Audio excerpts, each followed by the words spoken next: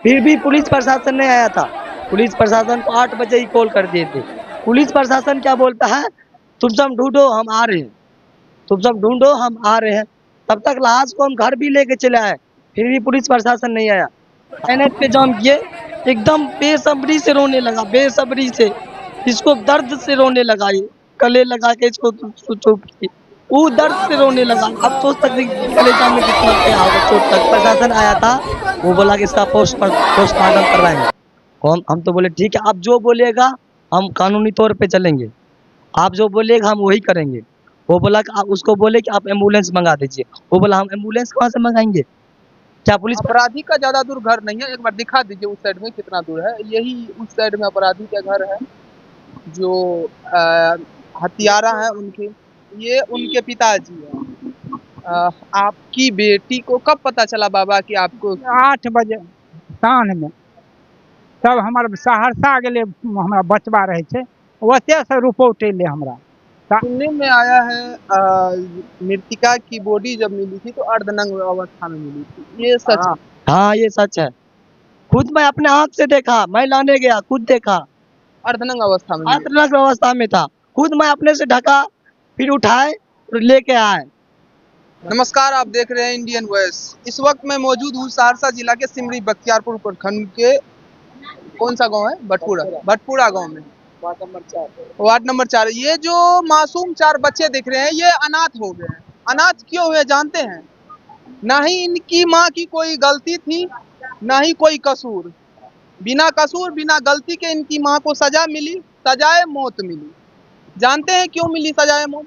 क्योंकि अपने खेत में गई थी धान की रखवाली करने के लिए, और उस रखवाली के दौरान उनकी माँ की हत्या कर दी गई। कैसे की, क्या की, आइए जानते हैं। परिजन यहाँ पे है, ये मासूम बच्चे हैं, इन्हें कुछ नहीं पता हमारी माँ कहाँ है, नहीं है, क्या हुई नहीं हुई, क्या हुए हमारे माँ के साथ में, इनको कोई घटना से कुछ मालूम नहीं। क्योंकि ये छोटे बच्चे, इनको क्या चीज़ पता है?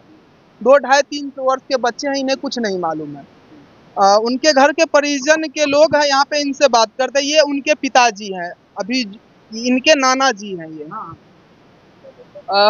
आप पहले गए थे वहाँ पे, कैसे घटना हुआ था, क्या हुआ था? घटना सुबह 10 बजे निकली थी, सुबह 10 बजे निकली तो घास लेने गए थे, मेरे दादा थे, उस दिन पर्व था उसका, दादा भी गए साथ में। वो दादा घास लेके चले आए, ये खेत देखने के लिए, उधर देखने लगी तो फिर दादा घास लेके चले आए, फिर वो खेत में ही रह गई थी, उधर देखने लगी।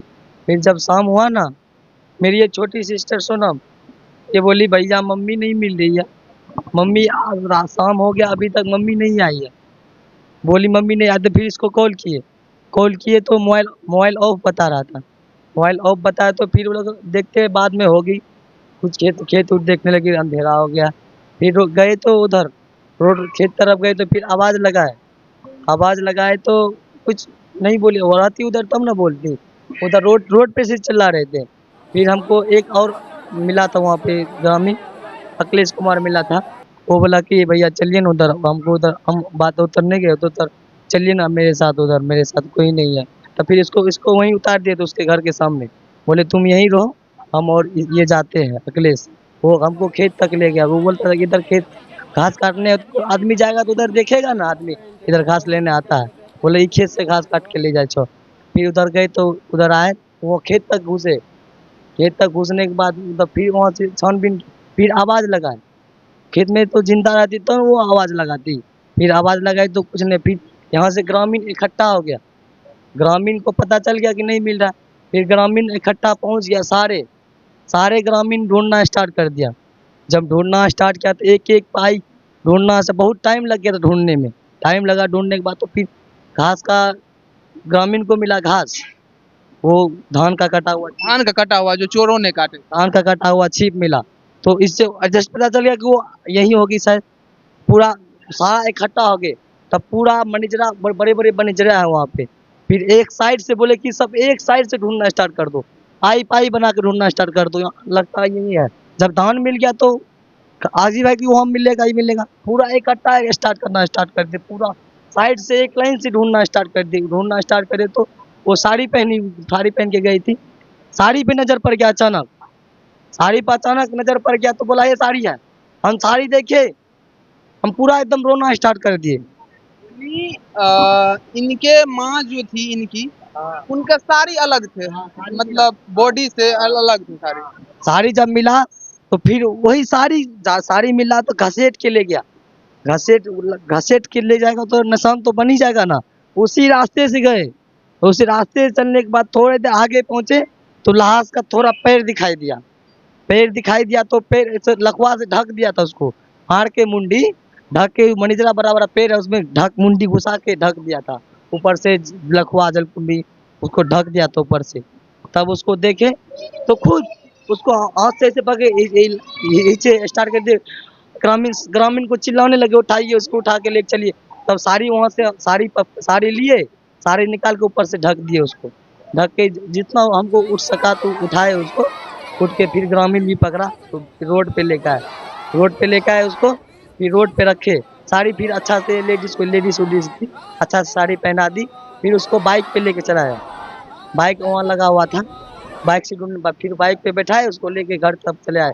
फिर भी पुलिस प्रशासन नहीं आया था। पुलिस प्रशासन को 8 बजे ही कॉल कर दिए थे। पुलिस प्रशासन क्या बोलता है, तुम सब ढूंढो हम आ रहे हैं, तुम सब ढूंढो हम आ रहे हैं। तब तक लाश को हम घर भी लेके चले आए, फिर भी पुलिस प्रशासन नहीं आया। लाश आने के बाद भी 15-20 मिनट के बाद पुलिस प्रशासन आया। पुलिस प्रशासन आया, फिर आना एसडीओ जो जो जो जो होता है फिर आया तो एक्शन उस वो मृतक को चेक किया, चेक घर बंद करके फिर उसको एक एक करके चेक किया, फोटो लिया, जो जो फोटो सब कुछ लिया। तो प्रक्रिया होता है। वो रात में ही वो बोल जाता कि वो जबरन डॉगी लाएंगे, वो उस स्थान पर ले जाएंगे डॉगी को। फिर सुबह हो गया 10-11-12 बजे, फिर भी जबरन नहीं आया।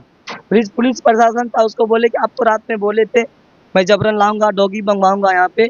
फिर उसको बोले तो उसको कॉल किए, तब वो कॉल किया तो फिर पुलिस फिर 2 बजे के आसपास आया था जबरन लेके आया था। फिर वहाँ ले गया, वहाँ से अब क्या हुआ, फिर वहाँ से ले गया गाड़ी में, वहाँ डायरेक्ट वहाँ से ले गया।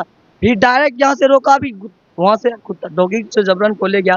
वहाँ डॉगी के साथ साथ आता ना, नीचे से लेके आता ना, वो सीधा डायरेक्ट गाड़ी बैठाया, सीधा पूरा स्पीड में लेके यहाँ आया तो लाश के पास। फिर जबरन को उतारना चाहिए ना लाश के पास, लाश को उतारता तो फिर जबरन के पास वहाँ देखता ना, फिर वहाँ डायरेक्ट पूरा स्पीड में यहाँ से लेके चला गया।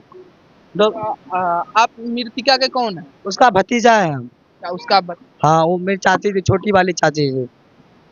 तो उनका पोस्टमार्टम हुआ है अभी, रिपोर्ट। पुलिस प्रशासन आया था, वो बोला कि इसका पोस्टमार्टम करवाएंगे। हम तो बोले ठीक है, आप जो बोलेगा हम कानूनी तौर पे चलेंगे, आप जो बोलेगा हम वही करेंगे। वो बोला कि आप उसको बोले कि आप एम्बुलेंस मंगा दीजिए। वो बोला हम एम्बुलेंस कहाँ से मंगाएंगे, क्या पुलिस प्रशासन एम्बुलेंस नहीं मंगा सकता है?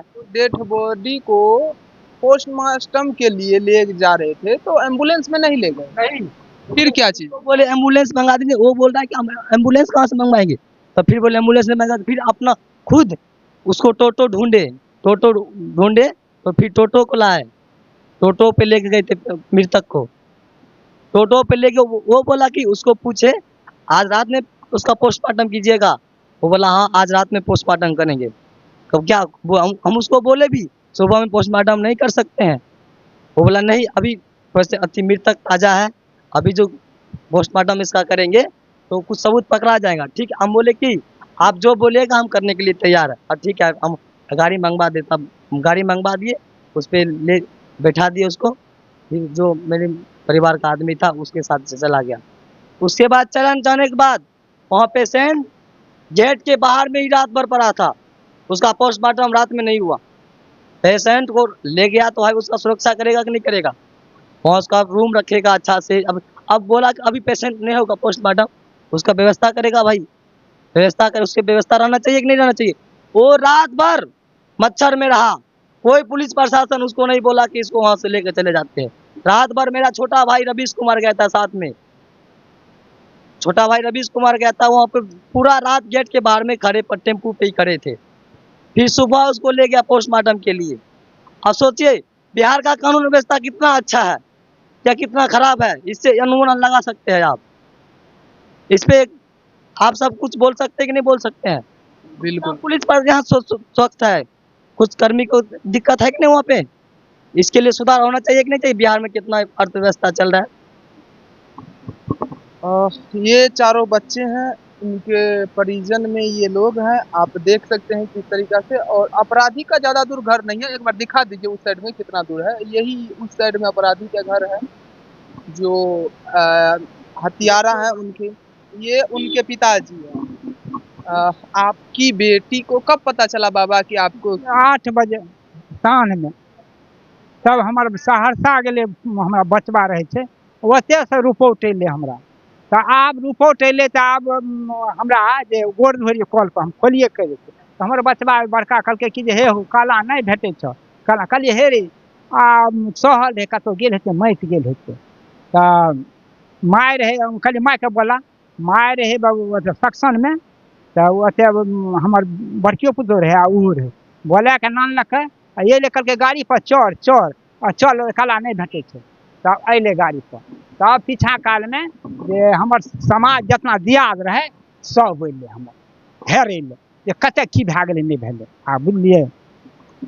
तो इस तरीके का घटना जो हुआ है, ये 4 बच्चे को अनाथ कर दिए हैं। अपराधी सामने में है, एक पल भी नहीं रह रहे थे। अभी इनके गोद में ये बच्ची है। कभी हाल नहीं बताएगा।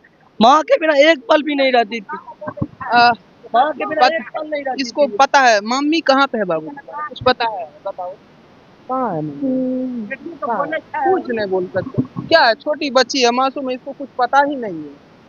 कुछ नहीं पता है, ये छोटे से मासूम है। इनको अब कोई सहारा देने वाला नहीं।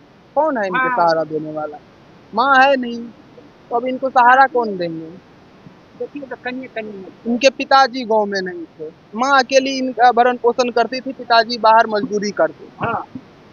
तो अब किस तरीका से इनका घर चलेगा, इसका जीवन अब आगे के किस तरीका से होंगे, ये बताएंगे ना, कानून बताएंगे। यहाँ के जो बताते हैं महिला सशक्तिकरण के बात कहते हैं, महिला किस तरीका से सुरक्षित है आप खुद देखिए ना।